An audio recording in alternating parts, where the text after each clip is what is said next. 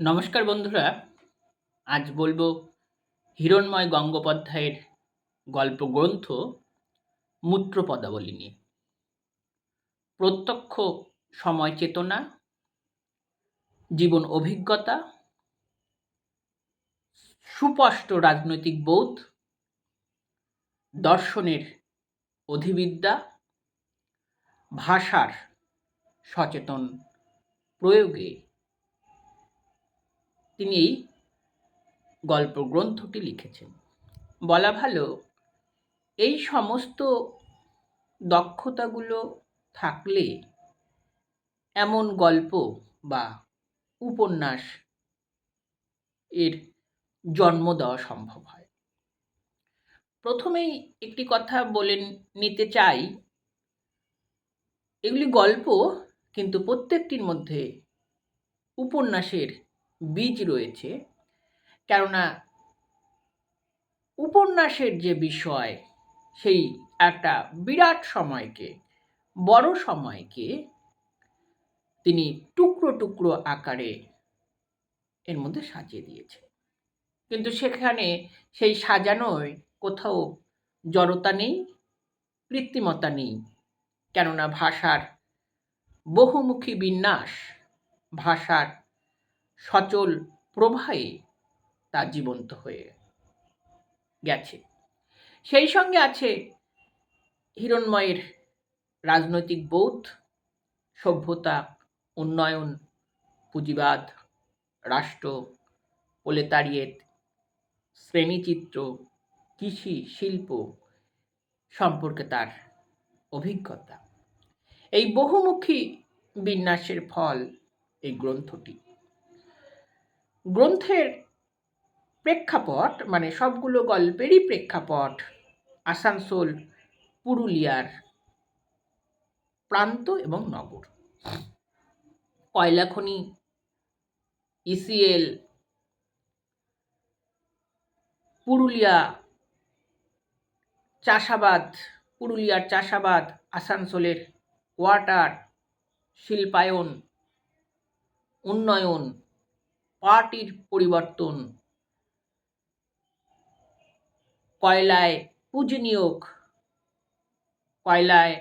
কয়লা খাদে, কয়লা খনিতে সেই শ্রমিকদের আর্তনাদ, শ্রমিকদের ভুক্তভোগী অবস্থা ইত্যাদি প্রভৃতি নিয়ে তিনি তার গল্পের আখ্যান সাজিয়েছেন। মোদ্দা কথা, গল্পের জন্য হিরণ্ময় প্রত্যক্ষ বাস্তবতার বাইরে যাননি, কিন্তু সেই বাস্তবতাকেই তিনি সাজিয়েছেন মহাকালের প্রেক্ষাপটে।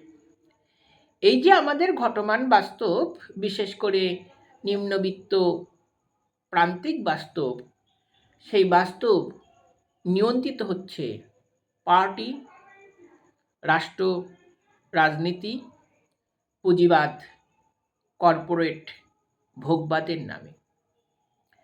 পুঁজিবাদ, কর্পোরেট ভোগবাদ, রাষ্ট্র এই প্রান্তিক মানবকে, প্রলেতারিয়েতকে নানা অছিলায়, নানা কায়দায় ব্যবহার করে।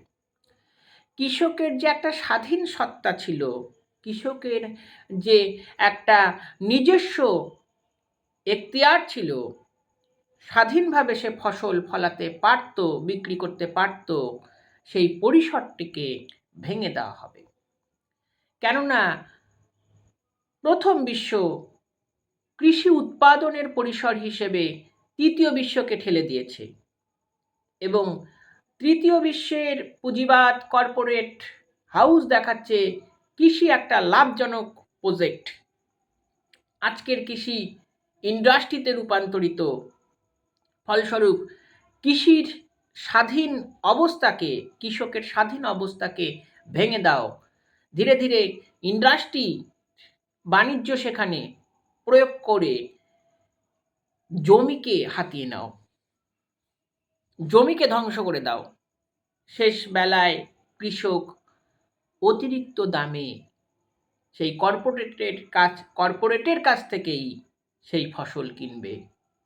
মাঝখান থেকে আমাদের কৃষি সংস্কৃতির সমস্ত চালচিত্র হারিয়ে যাবে।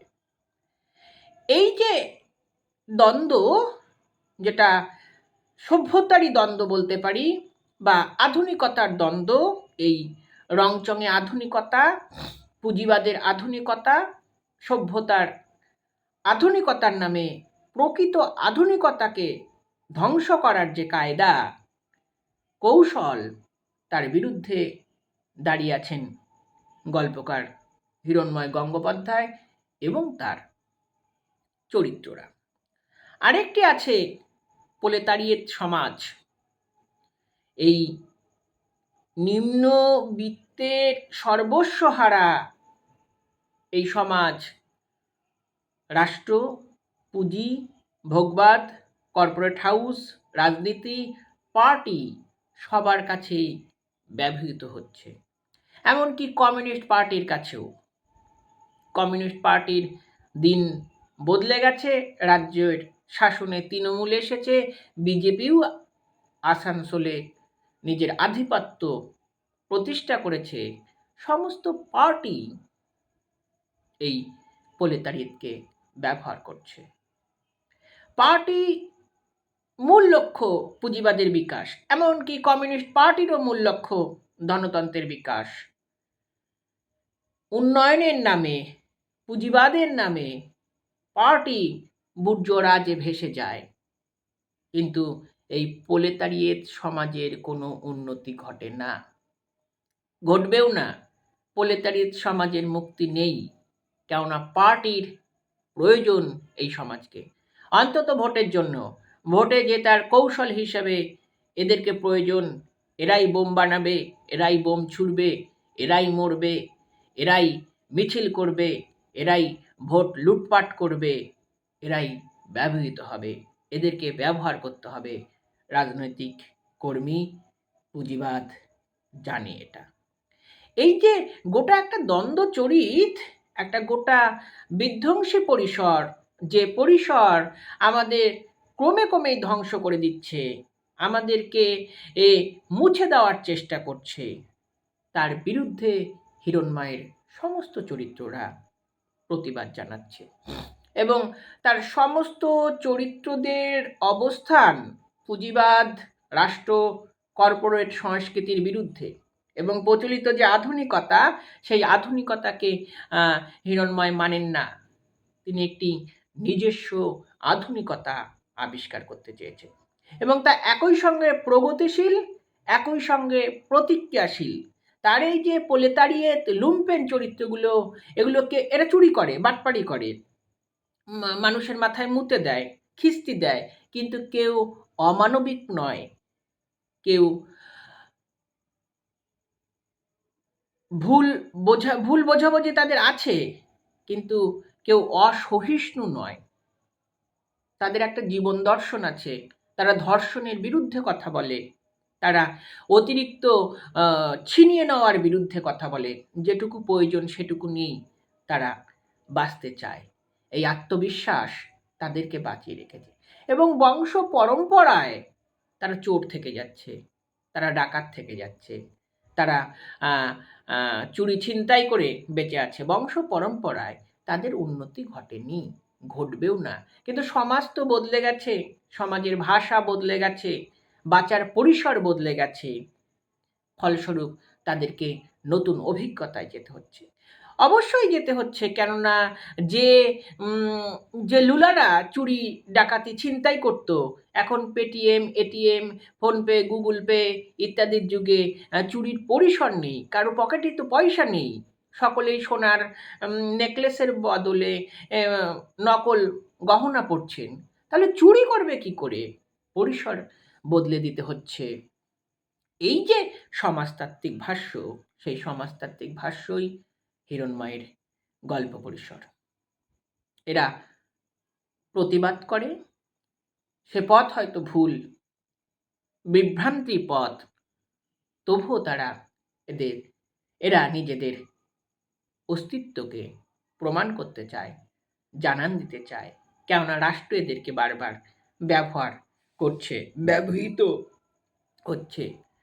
শ্রেণী মুক্তির নামে, শ্রেণী সমন্বয়ে ঘটিয়ে দেওয়া হচ্ছে, সেই শ্রেণী থেকে আবার কেউ কেউ শ্রেণীচ্যুত হয়ে যাচ্ছে, এই দ্বন্দ্বকে তিনি দেখাচ্ছেন।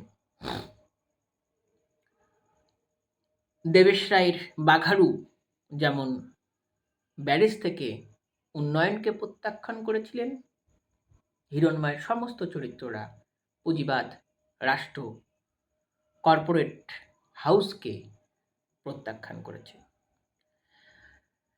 আখতারুজ্জামান ইলিয়াসের হাড্ডিসার খিজির যেমন ভিন্ন পদ্মে সমাজের মূল স্তরকে, সমাজের বিত্তশালী স্তরকে ভেঙে দিতে চেয়েছিল, এই গল্প গ্রন্থের চরিত্ররা, বিশেষ করে গল্পগ্রন্থের চরিত্র বলতে অনেকগুলি গল্প আছে, কিন্তু বেশিরভাগ গল্পের চরিত্র লুলার হরেক রকম স্তর আছে, সেটা আমরা পরে বলছি। হাড্ডিসার খিজিরের মতো এই গল্পের চরিত্ররা প্রতিবাদ করে যাচ্ছে, নিজের অবস্থান জানিয়ে যাচ্ছে, এবং এই প্রলেতারিয়েতদের আর্তনাদ, সংগ্রাম, বেঁচে থাকার যুদ্ধ, খিস্তি, অভিমান এবং রাষ্ট্রের কাছে কিভাবে ব্যবহৃত হচ্ছে, লোকাল পার্টি, আসানসোলের জনজীবন, তার বিবর্তন, পার্টির রূপচিত্র, পার্টির বদলে যাওয়া রূপচিত্রের কাছে শ্রেণী চরিত্র কিভাবে বদলে যাচ্ছে, সেই সমস্ত একাধিক ফরমান নিয়ে হিরণ্ময় গঙ্গোপাধ্যায় আসরে নেমেছে, এবং তার নামাটা পরিকল্পনা মাফিক, এবং তিনি জেনে বুঝে সমস্ত ভেবে তারপর গল্প লিখতে বসেছেন।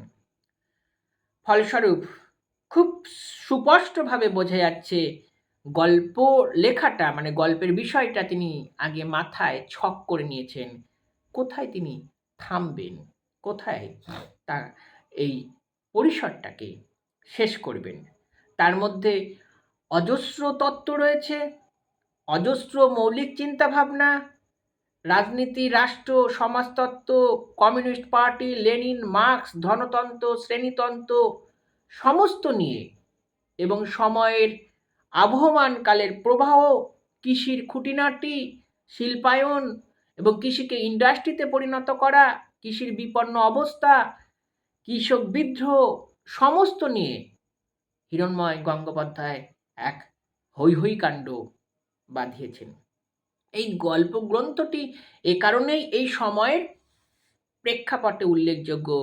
এই সময়ের ২১ শতকের যে গল্প চর্চা বা ২১ শতকের যে গল্প ভুবন, বিংশ শতক থেকে তা কিভাবে পরিবর্তিত হয়ে গেল, বা আজকের গল্প কেমনভাবে লেখা হচ্ছে, আজকের গল্পের শক্তিটা কোথায়, আজকের গল্প কিভাবে এই সময়কে দেখছে, রাষ্ট্রের বিরুদ্ধে কিভাবে নিজের অবস্থানকে জানান দিচ্ছে, এবং তার ভাষার আদল কেমন হতে পারে, এই সামগ্রিক পরিসরের জন্য, সামগ্রিক সাহিত্যিক পরিসরের জন্য এই গল্প গ্রন্থটি পাঠ জরুরি। প্রত্যেকটি গল্পের প্রায় গল্পেরই ২-৩টি গল্প বাদ দিয়ে প্রধান চরিত্র লুলা এখানে শ্রেণী চরিত্রের প্রতিনিধি, প্রলেতারিয়েত সমাজের অংশ, আর ২-৩টি গল্পের প্রধান চরিত্র হিরণ্ময় নিজেই, কেননা গল্পের প্রেক্ষাপট আসানসোল, পুরুলিয়া সন্নিহিত অঞ্চল, এবং সেখানকার কৃষি, শিল্প, উন্নয়ন, পুঁজিবাদের বিকাশ, পার্টি রূপান্তর সমস্তই হিরণ্ময় প্রত্যক্ষ বাস্তব অভিজ্ঞতায় জানেন। সেই যে বিবর্তনের চিত্র, সেটাকে তিনি ট্রিটমেন্ট করেন অর্থনৈতিক দিক থেকে, রাজনৈতিক দিক থেকে, পুঁজিবাদের দিক থেকে, উন্নয়নের দিক থেকে, এবং সামগ্রিকভাবে তার মস্তিষ্ক সঞ্চালিত রাজনৈতিক দর্শন, মনন অভিজ্ঞতার দিক থেকে। ফলে গল্পগুলি বড় জীবন্ত। ছুরিকাচি গল্প, প্রথম গল্পটি ছুরিকাচি, লাফান্ডু, মূত্রপদাবলী, লাল নীল, লালবাহার তত্ত্ব, লাপার বাহা তত্ত্ব প্রভৃতি প্রায় গল্পেই লুলা এসেছে। নাম গল্পটির কথাই বলি, মূত্র পদাবলী, আসানসোল প্রেক্ষাপট, লুলারা আছে, ফ্লাইওভার হয়ে গেছে, পুলিশ ট্যাক্স নিচ্ছে, অত্যাচার করছে, কালো ধোঁয়ায় ভরে গেছে, কয়লা খনির থেকে কয়লা পাচার হচ্ছে, উৎপাদন হচ্ছে, কয়লার ওপর রাষ্ট্র তার নজর দিয়েছে, কিন্তু এই লুলাদের কোনো উন্নতি হয়নি। লুলারা চোর, বাটপাই, ছিনতাই রয়ে গেছে। কমিউনিস্ট পার্টি করত, সময়ের পরিবর্তনে তৃণমূল করে, মিছিলে যায়, মিটিং করে, কিন্তু কিছু পরিবর্তন হয়নি। সেজন্য ফ্লাইওভারের উপর থেকে তারা ক্রমেই মুতে দেয়, লুলারা থুতু ফেলে দেয়, কখনো কমিউনিস্ট পার্টির মিছিলেই মুতে দেয়। উন্নয়নের পরিপন্থী বাইক যাচ্ছে, প্রেম প্রণয় নীলার সহযোদ্ধারা যাচ্ছে, লুলারা মুতে দিচ্ছে। এই যে প্রক্রিয়াটা, এটাই তার প্রতিবাদ। সমাজ সভ্যতার বিরুদ্ধে, রাষ্ট্রের বিরুদ্ধে তারা কিছু করতে পারছে না। তাই মূত্র পদাবলীর মধ্য দিয়ে, ক্রমাগত মুতের মধ্য দিয়ে সে তার প্রতিবাদ, ক্রোধ, বিদ্রোহ, অক্ষম আর্তনাদকে জানান দিচ্ছেন।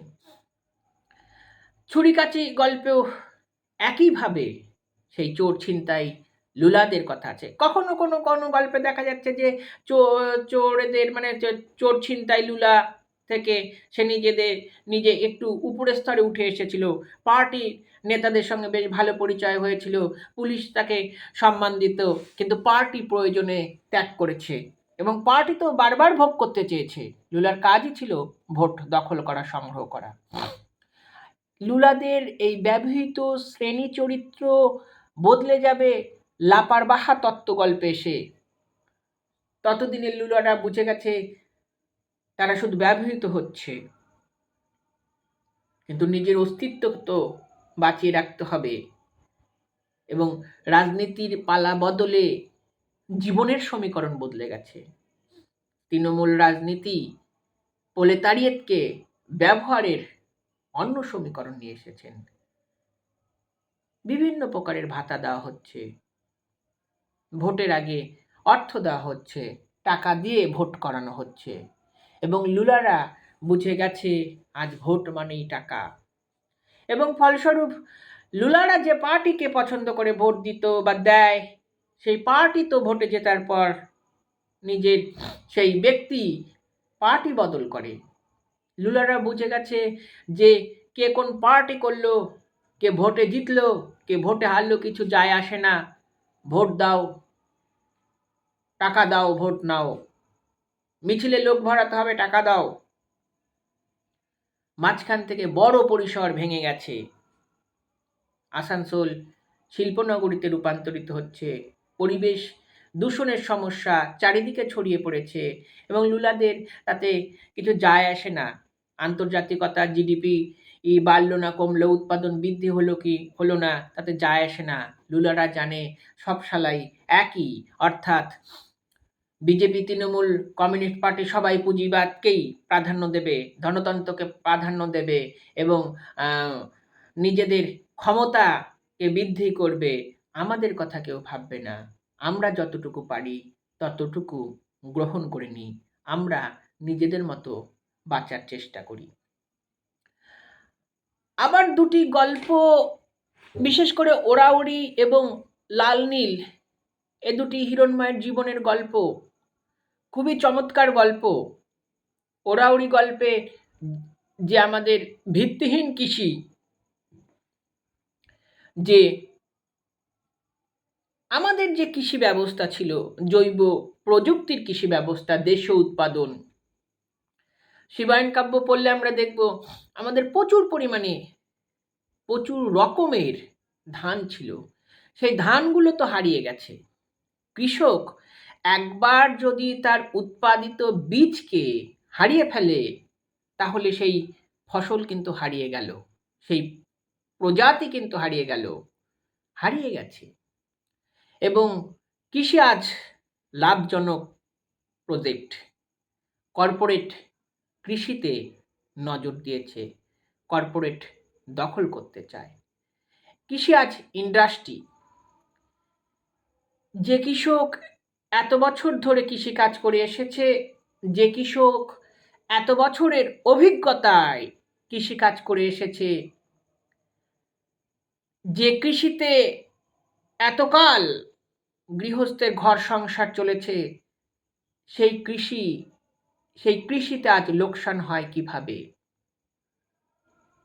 কেননা কর্পোরেট সেখানে থাবা বসিয়েছে, কৃষক তার নির্দিষ্ট দাম পাচ্ছে না। এবং এই পরিসর দিয়ে কর্পোরেট কৃষককে ভুল পথে চালনা করছেন, এবং এটির মূল উদ্দেশ্য কৃষককে জমি হারানো, কৃষকের কাছ থেকে জমি ছিনিয়ে নেওয়া হবে। অদূর ভবিষ্যতে এমন একদিন আসবে, সমস্ত কর্পোরেট পুঁজিবাদ রাষ্ট্রের হাতে এই জমিগুলো চলে গেছে। ধনপতিরা, ধনকুবেররা এর উৎপাদন করছেন, কৃষকের হাতে কোনো স্বাধীনতা নেই। এই ওরাওরি গল্পেও সেই সবুজ বিপ্লব থেকে আজকের পর্যন্ত যে কৃষির বিবর্তন এবং উন্নত প্রযুক্তি কৃষিতে ব্যবহার করে কিভাবে সাফল্য এসেছিল একদা সবুজ বিপ্লবের ফলে, কিন্তু সবুজ বিপ্লবের ফলে অধিক উৎপাদন হয়েছিল, কিন্তু আমাদের যে সুমিষ্ট জল, খুব স্বল্প পরিমাণ জল 4% পায়, তার জলের বেশিরভাগটাই তো কৃষিতে চলে যেত। একটা সময় তো জল সংকট দেখা দেবে। এই অবস্থা থেকে দাঁড়িয়ে হাইব্রিড বীজ এবং অধিক উৎপাদন এর বিরুদ্ধে দাঁড়িয়ে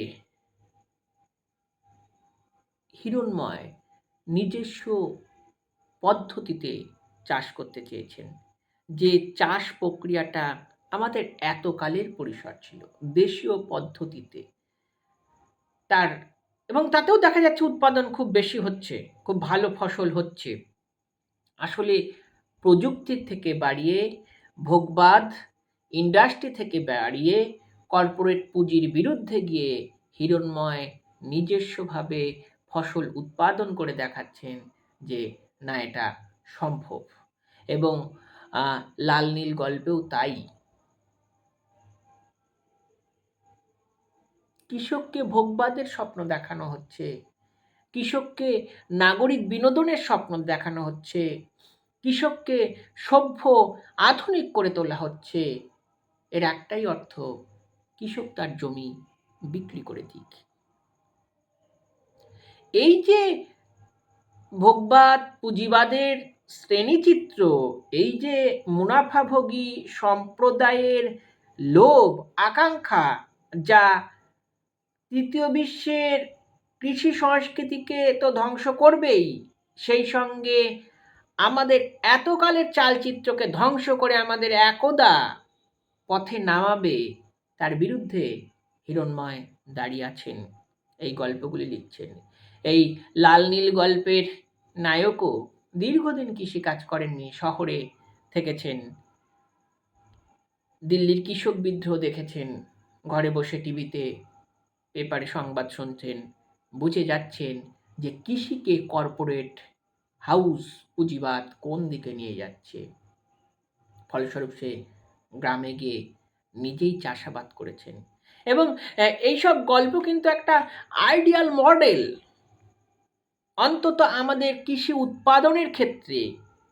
জানি না রাষ্ট্র এবং কৃষি ভাবুকরা, যারা আমাদের সভ্যতার প্রকৃত উন্নয়ন চান, যারা আমাদের সভ্যতাকে ভবিষ্যতের দিকে সঠিক পথে পৌঁছে দিতে ইচ্ছুক, সদিচ্ছা আছে, তারা হিরণ্ময়ের এই ভাবনাকে ভেবে দেখবেন কিনা, বা গল্প পড়ে কোনো শিক্ষা নেবেন কিনা। আমি জানি না তাদের কাছে এই বক্তব্য পৌঁছানো সম্ভব নয়, কেননা আমিও সেই লুলারি প্রতিনিধি, সেই প্রলেতারিয়েত সমাজের শ্রেণীচিত্র বলে কিছু হবে না। কিন্তু তারা যদি এইসব ভাবনা থেকে শিক্ষা নেন, তাহলে হয়তো আমাদের কৃষিকে আরও দীর্ঘদিন বাঁচিয়ে দেওয়া যাবে। শুধু বাঁচিয়ে দেওয়াই নয়, কৃষির যে প্রকৃত আধুনিকতা, সভ্যতার যে প্রকৃত আধুনিকতা, পরিবেশকে সঙ্গী করে, পরিবেশের সমগ্র চালচিত্র দূষণকে এড়িয়ে যে প্রকৃত আধুনিকতা, সেটা বাঁচিয়ে দেওয়া যাবে আশা করি, এবং হিরণ্ময় কিন্তু সেটাই দেখাচ্ছেন। আরও ভিন্ন ধরনের গল্প আছে, এগুলো দুই শ্রেণী, একটি প্রলেতারিয়েত সমাজের চিত্র, একটা কৃষি শিল্পের দ্বন্দ্ব, প্রকৃত কৃষির উৎপাদন, ভোগবাদ, পুঁজিবাদের বিরুদ্ধে গিয়ে কৃষির প্রকৃত চিত্র। আরেক ধরনের গল্প আছে, সেগুলি হলো সরোরিটি, চমৎকার গল্প, আসানসোল প্রেক্ষাপট, এক কাব্যিকতার সুরে ভেসে গেছে। বিশ্ব বাণিজ্য, গ্লোবালাইজেশন, আন্তর্জাতিকতা আমাদের অনেক কিছু দিয়েছে। এই তথ্য প্রযুক্তির যুগে অ্যান্ড্রয়েড ফোনের মাধ্যমে বিশ্বের নানা প্রান্তের খবর আমাদের হাতের মুঠোয় পৌঁছে গেছে। যে গ্রাম এতকাল আলোহীন, পথঘাটহীন, মাটির রাস্তা সংযুক্ত পথে প্রান্তরে পড়েছিল, আধুনিকতার আলো যেখানে পৌঁছয়নি, এতকালের সভ্যতার কোনো বিষয়ই, কোনো প্রযুক্তি, কোনো মাধ্যমই গ্রামকে তথাকথিত আধুনিক, ভিত্তিহীন আধুনিক করতে পারেনি। সেই আধুনিকতা কিন্তু একেবারে করে দিয়েছিল এই স্মার্টফোন আজকের গ্রামগঞ্জে পৌঁছে গেছে। ইউটিউব, গুগলের মাধ্যমে বিশ্বের সংবাদ আমাদের কাছে পৌঁছে যাচ্ছে, সমস্ত রকম সংবাদ জানতে পারছি। সেই রকম পর্ন আমাদের কাছে এসে যাচ্ছে, যৌনতা বিজ্ঞাপনের খোলা বাজার আমাদের কাছে উপস্থিত হয়েছে। সেই সরোরিটি গল্পের মেয়েটি কলেজে পাশ করার পর ফোনের মাধ্যমে সমস্ত জেনে যাচ্ছে, যৌনতা বিজ্ঞাপন, ভোগবাদ, সংবাদ। কন্যাশ্রী পেয়েছে, রূপশ্রী পেয়েছে, সাইকেল পেয়েছে, কলেজে ভর্তি হয়েছে, মোবাইলে আসক্ত হয়ে মোবাইল নাড়ছে, তারা টিভি দেখছে, সংবাদ শুনছে, শেষ পর্যন্ত তার আর পড়াটা হয়নি। এই ভিত্তিহীন আধুনিকতার নামে তার প্রকৃত সত্যটা হারিয়ে গেছে, এবং প্রকৃত সত্য হারিয়ে যাচ্ছে বলেই আজ প্রান্তিক মানব প্রশ্ন করতে ভুলে যাচ্ছে, নিজের অধিকার দাবি আদায় করতে ভুলে যাচ্ছে, প্রতিবাদ করতে ভুলে যাচ্ছে, এবং রাষ্ট্র কিন্তু এটাই চায়। প্রলেতারিয়েতকে সে প্রশ্ন করতে ভুলিয়ে দিতে চায়, প্রলেতারিয়েতের অধিকার লড়াই সংগ্রামকে সে ভুলিয়ে দিতে চায়। প্রান্তিক মানব এই ভাতা নিয়ে, এই স্বল্প মূল্যের অর্থ নিয়ে যত চুপ করে থাকবে, যত নিশ্চুপ থাকবে, ততই যে কোনো রাষ্ট্রের পক্ষেই ভালো, এবং রাষ্ট্র এটাই চায়। ভোটের সময় অর্থ দিয়ে দেবে, তুমি পেয়ে গেলে আমিও পেয়ে গেলাম, তুমি আর প্রশ্ন করো না। হিরণ্ময় এই প্রশ্ন করাটাই শেখাচ্ছেন। প্রলেতারিয়েতের ঔদ্ধত্য, শ্রেণী সংগ্রাম, প্রতিবাদ, বিদ্রোহের রং মশাল জ্বেলে দিচ্ছেন, এবং দেখাচ্ছেন যা ঘটে যাচ্ছে তা প্রকৃত সত্য নয়। প্রকৃত সত্য এমন, সেখানে ধনতন্ত্রের উত্থান, সমাজতন্ত্র তলিয়ে গেছে, আর পুঁজিবাদের উত্থান, প্রান্তিক মানব, প্রলেতারিয়েত, শ্রেণীহীন আরও নিচু তলে নেমে যাচ্ছে। আবার গল্প আছে দেশমাতৃকা প্রেম প্রকল্প, এটি সাহসী গল্প, যৌনতার নন্দন তত্ত্ব, যে যৌনতার প্রকাশ, দিনের আলোর যার উন্মোচন ঘটেছিল, যৌনতার যে সত্য সুন্দরের প্রকাশ আমরা দেখেছিলাম জগদীশ গুপ্ত, সুবিমল মিশ্র আরও অনেকের লেখায় হিরণ্ময় তাদের থেকে অনেক এগিয়ে এসেছেন। ভোগবাদ, বিজ্ঞাপন মানুষকে কিভাবে প্রভাবিত করছে, মানুষের ভেতরের আর্তনাদকে কিভাবে জানান দিচ্ছে এবং যৌনতাকে কিভাবে ব্যক্ত করছে। ভারী দুর্ধর্ষ গল্প এটি, যে মাতার সন্তানের সামনেই মাতা অন্য পুরুষের সাথে যৌন ক্রিয়ায় মত্ত হচ্ছে। সমাজের নিচু স্তরের অংশ, দেশ, মাতা, মা মিলেমিশে যাচ্ছে, সন্তানের চেতনায় মাতাই উঠে আসছে, মাতাকেই সে চাইছে। বীভৎস বাস্তবের গল্প, এইরকম বাস্তব এর গল্প লেখা চারটিখানি কথা নয়। মানে আমাদের যে প্রচলিত বাস্তব, ভেগধারী বাস্তব, ইউটোপিয়া, সব হিরণ্ময় ভেঙে দিচ্ছেন, ভেঙে এক আদিম সত্যে আমাদের পৌঁছে দিচ্ছেন। এই গল্পগুলির মধ্যে হিরণ্ময় চরম মাত্রায় প্রগতিশীল, সেই সঙ্গে প্রতিক্রিয়াশীল। কমিউনিস্ট পার্টির প্রতি তার একটা দুর্বলতা আছে, দুর্বলতা ঠিক বলা ভুল। কমিউনিস্ট পার্টিকেই তিনি সমস্ত পার্টির মধ্যে আজও শ্রেষ্ঠ বলে মনে করছেন, কিন্তু সেই পার্টিরও কোথায় ভুল ভ্রান্তি। কমিউনিস্ট পার্টিও কিভাবে ধনতন্ত্রকে প্রাধান্য দিল, পুঁজিবাদকে প্রাধান্য দিল, এবং 34 বছরের শাসনে প্রলেতারিয়েতের তো কোনো মুক্তিই ঘটেনি, শুধু ভোট দেওয়া নেওয়া ছাড়া। এবং পার্টি কিভাবে ভেঙে যাচ্ছে, এই পার্টি চিত্রের বাইরে হিরণ্ময় কমিউনিস্ট তত্ত্বকে, মার্ক্সের তত্ত্বকে বিশেষ করে ব্যাখ্যা করেছেন। ব্যাখ্যা বলতে এই অর্থে, মার্ক্সের তো একটা শ্রেণীতত্ত্ব ছিল, সেই তত্ত্ব থেকে হিরণ্ময় নিজস্ব শিক্ষা নিচ্ছেন, নিজস্ব উপলব্ধি করছেন, এবং সেই শ্রেণী তত্ত্বকে, মার্ক্সের সত্যকে ভেঙে ভেঙে আজকের প্রেক্ষাপটে দাঁড় করিয়ে দেখাচ্ছেন যে কোথায় সত্য, বা আজকের প্রেক্ষাপটে কেমন হওয়া প্রয়োজন ছিল।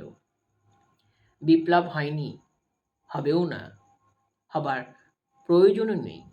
আজ বৃত্ত ছোট ছোট খণ্ডে খণ্ডে ভেঙে গেছে, সেই ছোট ছোট বৃত্তের অংশ হিসেবে যারা রয়েছেন তারা তাদের নিজের অধিকার বুঝে নিক।